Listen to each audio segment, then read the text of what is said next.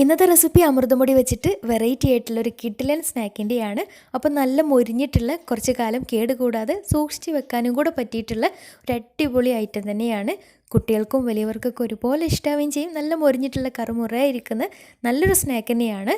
അപ്പോൾ എങ്ങനെയാണ് ഈ ഒരു സ്നാക്ക് തയ്യാറാക്കുന്നതെന്ന് നോക്കാം. അതിനു മുന്നേ ആയിട്ട് ചാനൽ സബ്സ്ക്രൈബ് ചെയ്യാത്തവരുണ്ടെങ്കിൽ സബ്സ്ക്രൈബ് ചെയ്യാൻ മറക്കരുത്.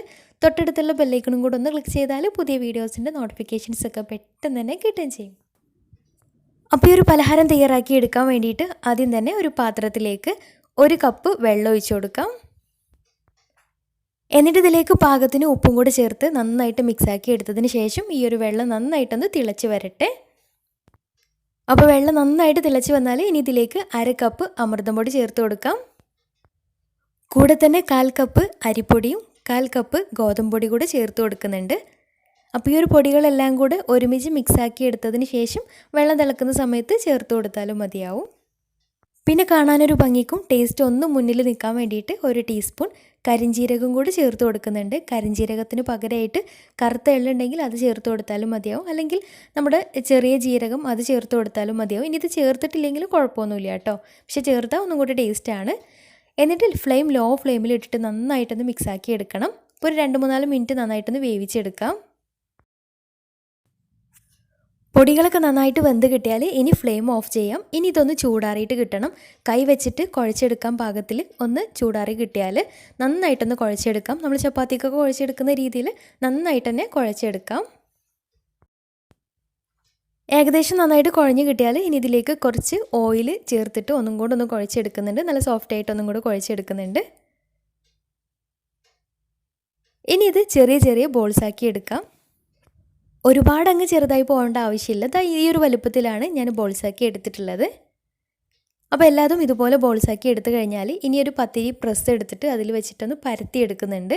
ചെറിയൊരു കട്ടിക്കാണ് കേട്ടോ പരത്തി എടുത്തിട്ടുള്ളത്. നൈസ് പത്തിരീൻ്റെ അല്ല, ചെറിയൊരു കട്ടിക്ക് പരത്തി എടുത്തിട്ടുണ്ട്. അപ്പോൾ ഇതുപോലെ പരത്തിയെടുത്ത് കഴിഞ്ഞാൽ ഇനി നമുക്ക് ഇഷ്ടമുള്ള ഷേപ്പിൽ ഇത് കട്ട് ചെയ്തെടുക്കാം.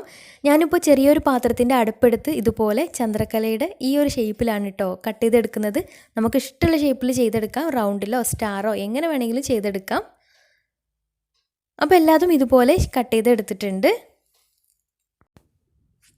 അപ്പോൾ എല്ലാതും ഇതുപോലെ ഷേപ്പിൽ കട്ട് ചെയ്തെടുത്ത് കഴിഞ്ഞാൽ ഇനി ഇതൊന്ന് ഫ്രൈ ചെയ്തെടുക്കാം. അപ്പോൾ അതിന് വേണ്ടിയിട്ട് ഒരു ചീനച്ചട്ടി സ്റ്റൗവിൽ വെച്ചിട്ട് അതിലേക്ക് ഫ്രൈ ചെയ്യാൻ ആവശ്യമായിട്ടുള്ള ഓയിൽ ഒഴിച്ച് കൊടുക്കാം. ഓയിൽ നന്നായിട്ട് ചൂടായിട്ട് വന്നാൽ ഇനി ഇതിലേക്ക് നമ്മൾ റെഡിയാക്കി വെച്ചിട്ടുള്ള ഈ ഒരു സംഭവങ്ങൾ ചേർത്ത് കൊടുക്കാം.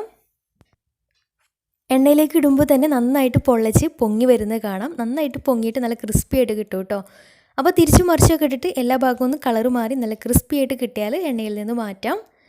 പിന്നെ എണ്ണയിലേക്ക് ഇടുന്ന സമയത്ത് ഓരോന്നായിട്ട് ഇടുകയാണെങ്കിൽ ഒന്നും കൂടെ നല്ലത്. ഇനി ഒന്നിച്ചിട്ടാലും കുഴപ്പമൊന്നുമില്ല, ജസ്റ്റ് ഒന്ന് ഒട്ടിപ്പിടിക്കാനുള്ള സാധ്യത ഉണ്ടാവും. അപ്പോൾ ഇതുപോലെ ഓരോന്നായിട്ട് ഇട്ട് കൊടുക്കുകയാണെങ്കിൽ ഒന്നും കൂടെ നല്ല പെർഫെക്റ്റ് ആയിട്ട് കിട്ടുകയും ചെയ്യും.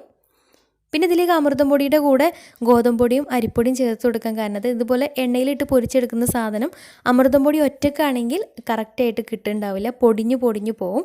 അപ്പോൾ അതിൻ്റെ കൂടെ അരിപ്പൊടിയും ഗോതമ്പ് പൊടി ചേർത്തത് കാരണം അങ്ങനെ പൊടിഞ്ഞു പോകുന്നൊന്നുമില്ല, നല്ല കറക്റ്റായിട്ട് തന്നെ കിട്ടുന്നുണ്ട്. നല്ല ടേസ്റ്റി ആയിട്ടുള്ള സ്നാക്കാണ് കേട്ടോ. ഇതുപോലെ ബാക്കിയുള്ളതും ഫ്രൈ ചെയ്തെടുക്കാം. അപ്പോൾ നല്ല അടപ്പുള്ള ആ പാത്രത്തിലൊക്കെ സൂക്ഷിച്ച് വെക്കുകയാണെങ്കിൽ കൂടുതൽ ദിവസം കേടുകൂടാതെ നിൽക്കുകയും ചെയ്യും, നല്ല മൊരിഞ്ഞിട്ട് തന്നെ നിൽക്കുകയും ചെയ്യും. അപ്പോൾ തീർച്ചയായിട്ടും ട്രൈ ചെയ്ത് നോക്കാം. ട്രൈ ചെയ്തിട്ട് നിങ്ങളുടെ ഫീഡ്ബാക്ക്സ് താഴെ കമൻറ്റ് ബോക്സിൽ അറിയിക്കാൻ മറക്കരുത്.